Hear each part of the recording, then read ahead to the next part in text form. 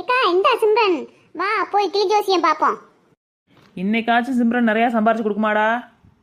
ஏக்கா அதுக்கு வேணா நம்மளே சிம்ரன்ட்ட ஜோசியம் பார்த்துருவோமா? அக்கா நேரம் ஆகிக்கிட்டே இருக்குது. நான் வேற பள்ளிக்கூடத்தை கட்ட அடிச்சிட்டேன் இன்னைக்கு. எங்க அம்மாவுக்கு தெரிஞ்சா நீ கொன்னே போட்டுரும். சரி வாடா போவோம். வாங்கடி வாங்க, இன்னைக்கு இருக்கு உங்களுக்கு எல்லாத்துக்கும். என்னடி சிம்ரன் இப்படி அமைதியா இருக்க?